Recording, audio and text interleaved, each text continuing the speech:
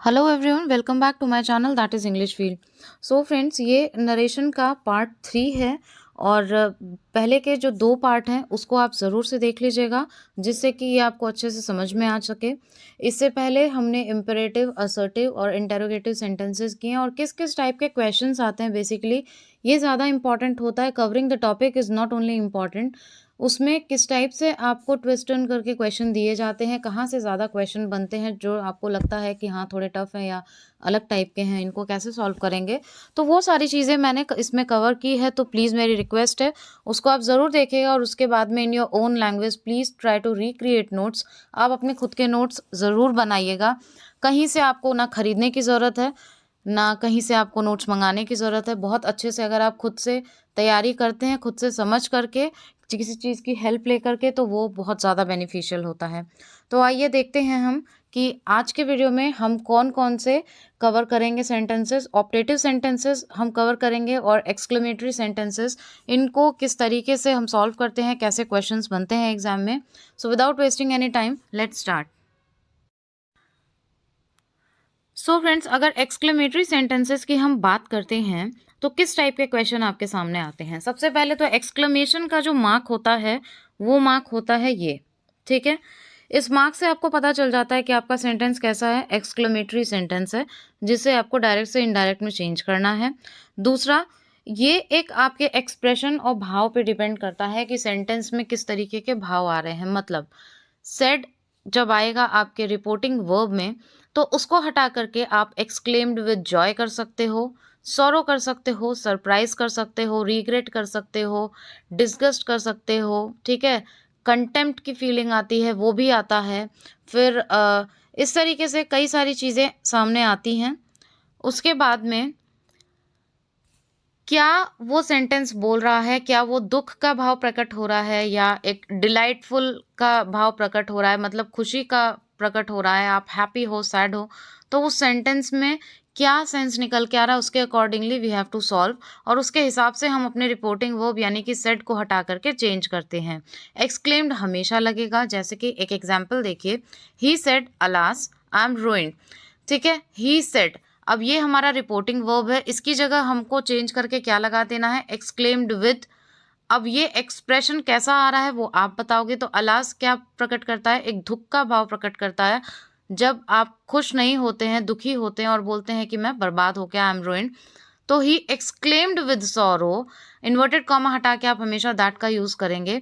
तो यहाँ पे वो एक्सक्लेम उसने कैसे किया, दुख के साथ में बताया दैट ही वॉज रूइंड, कि वो क्या हुआ, बर्बाद हो गया था।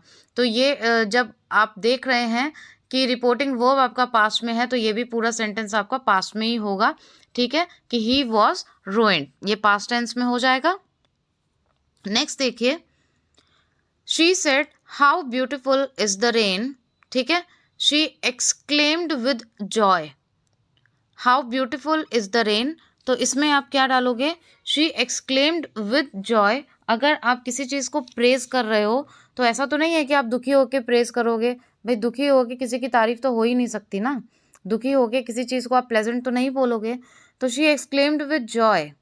अब यहाँ पे how beautiful is the rain, तो यहाँ दैट आ गया, the rain was very beautiful. एक दूसरा पॉइंट इन सेंटेंसेस को सॉल्व करते टाइम आपके पास में ये है कि ये हमेशा जब चेंज करोगे आप इनको इनडायरेक्ट में, तो ये हमेशा पॉजिटिव फॉर्म में चेंज होंगे, असर्टिव फॉर्म में चेंज होंगे, ठीक है, ना कि क्वेश्चन फॉर्म में चेंज होंगे। जैसे यहाँ पे आपने बोला how beautiful is the rain, ठीक है, कि रेन, ओ वाओ, रेन कितनी ब्यूटीफुल है। तो यहाँ पे that the rain was very beautiful आ जाएगा, ठीक है। असर्टिव में आप इसको चेंज करोगे, ना कि वैसा का वैसा छोड़ दोगे हाउ ब्यूटीफुल, ऐसा नहीं करेंगे। हर सेंटेंस इसी तरीके से सॉल्व होगा। अब बात आती है कि हाउ और व्हाट आ जाए, तो वो क्वेश्चन थोड़ा सा डिफरेंट तरीके से हम सॉल्व करते हैं। जैसे नेक्स्ट देखिए, he said what a fool I am, उसने क्या बोला, what a fool I am, he exclaimed, exclamation, ये जो एक्सक्लेमेटरी मार्क आया है, ये जो एक्सक्लेमेशन का भाव आया है, वो यहाँ पे कैसा आया है कि मैं किस तरीके का फूल हूँ, मैं किस तरीके का बेवकूफ़ हूँ, पागल हूँ, ठीक है। तो ही एक्सक्लेम्ड दैट, दैट हमेशा लगेगा इन्वर्टेड कॉमा को हटा के, ही वॉज अ ग्रेट फूल। अब यहाँ पे ये ग्रेट कहाँ से आया, ठीक है। तो यहाँ पे ये देखिए, जब भी आपको रिपोर्टेड स्पीच आपका मिले हाउ या व्हाट से स्टार्ट हुआ, तो हाउ या व्हाट के बाद में अगर नाउन आता है तो आप उसमें दैट के बाद ग्रेट यूज़ करोगे, और अगर हाउ व्हाट के बाद में एडजेक्टिव आता है तो उसको आप वेरी के हिसाब से यूज़ करोगे। जैसे यहाँ पे था फर्स्ट एग्जाम्पल में, आप देख सकते हैं हाउ ब्यूटीफुल था, तो हमने यहाँ पे लिखा the rain was very beautiful. ठीक है, क्यों? क्योंकि यहाँ पे एडजेक्टिव आया था। उसी तरीके से यहाँ पे he said what a fool I am, तो यहाँ पे व्हाट से स्टार्ट हुआ, लेकिन इसके बाद में क्या मिला? हमें नाउन मिला। इस वजह से हमने यहाँ पे ग्रेटफुल उसे लगा दिया, वेरी फुल नहीं लगाएंगे। ठीक है, तो ये चीज़ आपको ध्यान में रखनी है। ये सारी चीज़ें इसलिए मैं आपको बता रही हूँ क्योंकि I am not criticising anyone, but इस टाइप की चीज़ें बहुत सारे लोग बहुत सारी बातें घुमा करके और काफ़ी ऐड करके और फिर अपने हर चीज़, सबका एक अलग अलग फील्ड होता है, तरीका होता है, उसके बाद सामने आती हैं। लेकिन एक जो कहते हैं ना कि वो चीज़ आपको पता होनी चाहिए कि आपका एग्ज़ाम डिमांड क्या कर रहा है, और वो आपको जब पता चल जाती है, वो पैटर्न पता चल जाता है। इसीलिए मैंने हमेशा कहा कि आप अपने पेपर को ऑब्जर्व करिए, तो उसके बाद में आपको कोई मुश्किल नहीं लगती चीज़ें। मुश्किल तभी तक लगती है जब तक वो पन्ने उधड़ते नहीं हैं, मतलब जो कहानियाँ एक नीचे चलती रहती है, वो जब तक आपके सामने नहीं आती। एक्चुअल में आपको पढ़ना क्या है, ये मैं कहना चाह रही हूँ कि वो जब तक सामने नहीं आता तो आप परेशान रहते ही रहते हो। अरे ये क्वेश्चन कहाँ से आ गया, ये चीज़ कहाँ से आ गई, क्योंकि सामने वाले ने आपको वो चीज़ें बताई ही नहीं और 10 वीडियो भी ख़त्म कर दी है। समझ रहे हो आप? इसलिए एग्ज़ाम ओरिएंटेड स्टडी करना, वो कंटेंट होना, वो सोर्सेज़ होना, वो स्टडी मटेरियल होना आपके पास में बहुत ज़रूरी है, जिससे कि एग्ज़ाम आपको बर्डन ना लगे और आप बहुत ही मज़े से, आसानी से सारी चीज़ें कर ले जाएँ। ठीक है, तो ये हो गया पॉइंट। इस तरीके से क्वेश्चन आ सकते हैं आपके सामने। और एक मैंने बताया जैसे कि she exclaimed with Joy, he exclaimed with contempt, he exclaimed with disgust. जब आपको किसी तरीके की कोई चीज़ जिससे भाव आता है छी, पू, इस टाइप के जब सेंटेंसेस आएंगे तो वहाँ पे आप लगाओगे एक्सक्लेम्ड विद कंटेम्प्ट। ठीक है, अब हम एक क्वेश्चन देख लेते हैं। He said Bravo, you have done well. Bravo, you have done well. You have done really well. You played very well.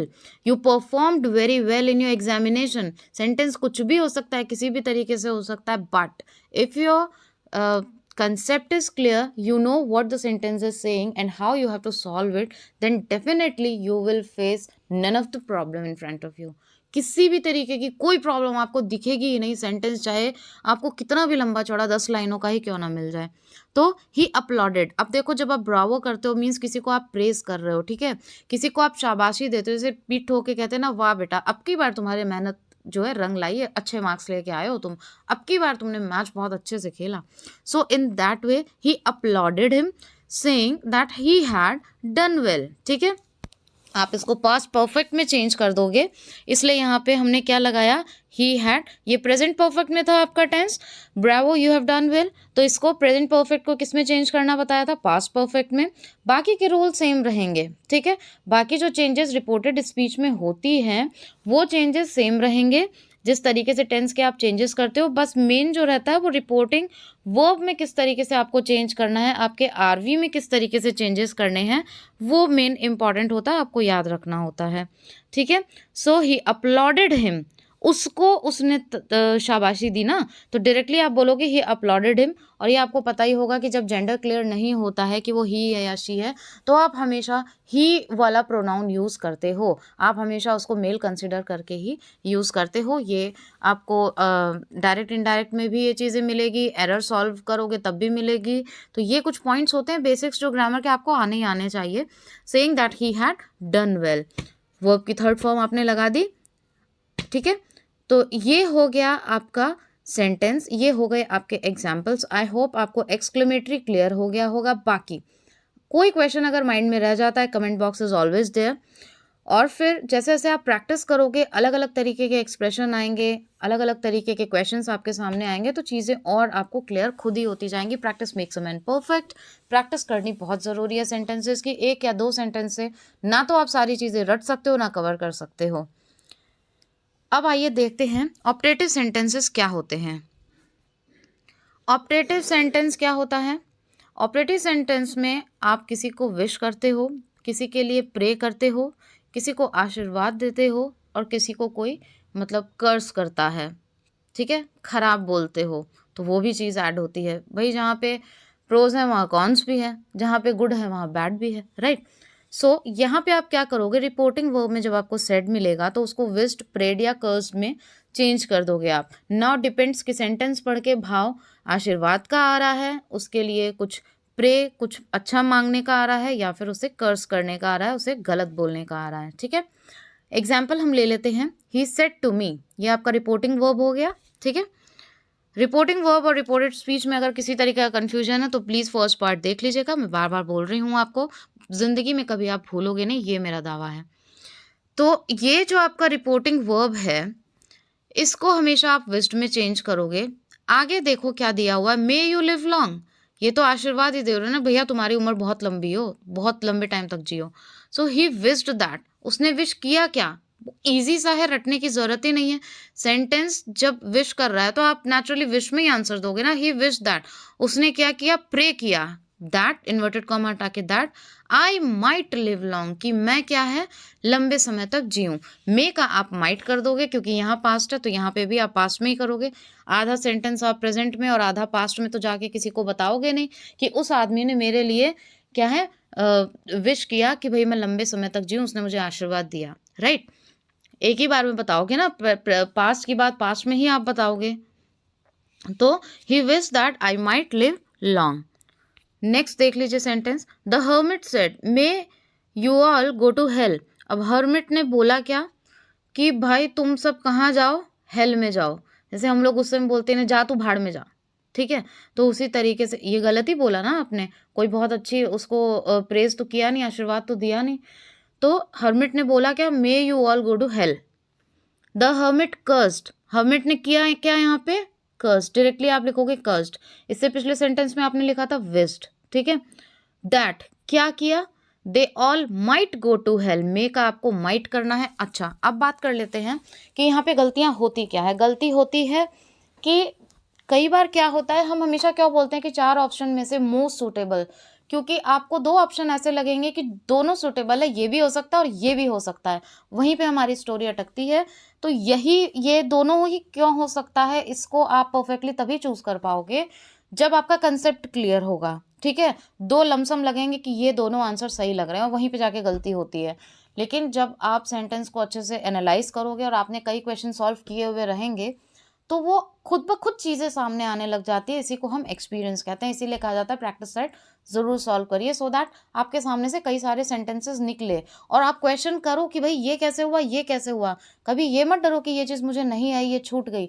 हमेशा आपको देखना चाहिए कि ये कैसे हुआ, अच्छा वो आप परफेक्शन की ओर जा रहे हो क्योंकि आप सीख रहे हो। तो यहाँ पे आपने कर्ज कर दिया भैया, उसने उसके लिए बुरी बात बोली, दैट दे ऑल माइट। कई लोग मे को चेंज नहीं करते हैं, लेकिन आपको मे को माइट में चेंज करना है। नेक्स्ट सेंटेंस देखते हैं, he said good bye my friends. मैंने एग्जाम्पल वही लिए हैं जो मोस्टली आपसे पूछे जाते हैं, तो इसीलिए मैंने ऐसे एग्जाम्पल्स लिए हैं। He said good bye my friends, तो उसने क्या कहा, गुड बाय। अच्छा, गुड बाय को क्या बोलते हैं, he bade bye to me, he bade bye, ठीक है। क्या उसने बाय कर दिया, मतलब खत्म, अब आपका मिलना क्या है उससे, खत्म। आप अपने रास्ते, वो अपने रास्ते, दोनों अपने अपने रास्ते जा रहे हैं, यही तो होता है ना। तो ही बेड गुड बाय, उसने क्या किया, he bade good bye to his friends. Good bye किया किसको, उसने अपने फ्रेंड्स को किया, तो उसने अपने फ्रेंड्स को गुड बाय किया, इसलिए उस उसने की जगह यहाँ पे हिज आया। क्यों, क्योंकि यहाँ पे हमने ही यूज़ किया है। आई होप ये क्लियर हो गया होगा। जब भी बेड आए तो हमेशा हम जब भी गुड बाय आए तो हम हमेशा बेड लगाएंगे सी ऑफ में, इन सब चीज़ों में। और जहाँ पे गुड मॉर्निंग आए तो विश लगाएंगे, ही विश्ड गुड मॉर्निंग, ठीक है, या फिर ही विश्ड मॉर्निंग, तो वहाँ पे हम विश्ड लगाएंगे। गुड मॉर्निंग, गुड इवनिंग, इन सब के लिए भी जब आप जेस्चर शो करते हो तो वहाँ पे भी आप विश्ड ही लगाते हो, ठीक है। तो फ्रेंड्स, ये थे आपके ऑपरेटिव सेंटेंसेस और एक्सक्लेमेटरी सेंटेंसेस। इस तरीके से आप इनको सॉल्व करोगे। I have tried my level best to cover all the topic, but then also if you feel something is left, तो please do comment in comment box. We all are learners. हमेशा हम कुछ ना कुछ सीखते हैं, हम सभी learners हैं. This is a public platform. आप ज़रूर मुझसे पूछें, मैं मेरे next वीडियो में उसको include करूँगी. Today we have finished the narration topic and now please do suggest in comment box कि अब कौन सा grammar का topic आप देखना चाहते हो, तो उसको मैं आपको करवाऊँगी। और जब जहाँ बात आती है नोट्स की कि हम कैसे करें, क्या करें, although notes are available, but मैं आपको यही बोलूँगी कि वीडियो से अगर आपको हेल्प मिलती है तो try to recreate your own notes. खुद से आप नोट्स क्रिएट करिए। यकीन मानिए दुनिया के सबसे बेहतरीन नोट्स होंगे। क्यों? क्योंकि वो आपको बेनिफिट देंगे। दूसरे की लैंग्वेज इतनी अच्छी समझ में नहीं आएगी लिखी हुई, जितना अच्छे से आप खुद उसको अपनी लैंग्वेज में बना करके लिखोगे। ठीक है? So thank you so much for watching and giving your precious time. And yes, अगर मेहनत आपको थोड़ी सी भी अच्छी लगी हो तो लाइक ज़रूर कर देना, क्योंकि वही मेरे लिए मोटिवेशन है। Thank you friends.